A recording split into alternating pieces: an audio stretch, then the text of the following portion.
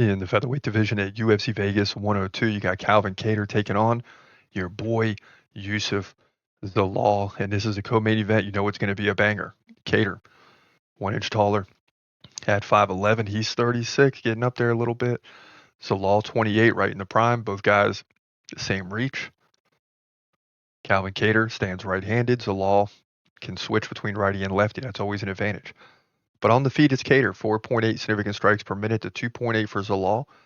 So if he can keep the fight standing, he's got a really good chance to win. Zalal gets like 2 takedowns every 3 rounds. Now Calvin Kattar, 72% takedown defense. That's why it's a co-main event. So he's going to stop a lot of takedowns, right? But in his last fight against Aljamain Sterling, who's a takedown specialist, he gave up 8 takedowns to none and just got dominated. Lost by KO to Arnold Allen. Lost a split decision to Josh Emmett, which at the time wasn't a bad fight. He actually led 130 to 107 in significant strikes. Now before that, he beat Giga Chikadze in a striker's delight, 144 to 128. Won that by decision, lost to Max Holloway by decision. So the guy is fighting some beasts. So Law, 59% takedown defense. That won't matter here. He's won 3 in a row, and the names are important. Jack Shore, submission. Jarno Aaron, submission. Billy Q. Quarantillo, submission. So the guy has serious takedown ability, but he lost to Sean Woodson and Damon Blackshear. So very tough fight to predict because Zalal has a great takedown game, and Kattar showed against Sterling he can't stop the takedowns, right? But against Arnold Allen, he didn't give up any. Right, he got KO'd in the second. Against Emmett, he didn't give up any.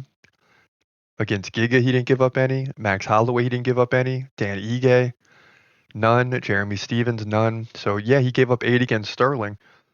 But the last time he was taken down was against Zabit Magomedsharipov back in 2019. So you got to consider that as well. It's tough to go with Kattar here because he's 36, but I still believe he's going to win this fight, right? The takedown defense is going to be very important. And it's amazing that it's still at 72% despite Aljamain Sterling getting 8 takedowns. So take Aljamain out, and his takedown defense is like 85, 90%. So it's really good. So I think he can stop Zalal, his takedown game, and keep it standing and get the victory that way. So I look for Kattar to bounce back, even though he struggled over 5 of the last, 5 of the last 6 fights. He's really struggled, but he can get the win here, in my opinion, by decision.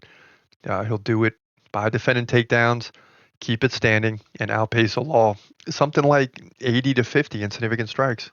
If he does that, he moves to 24-8.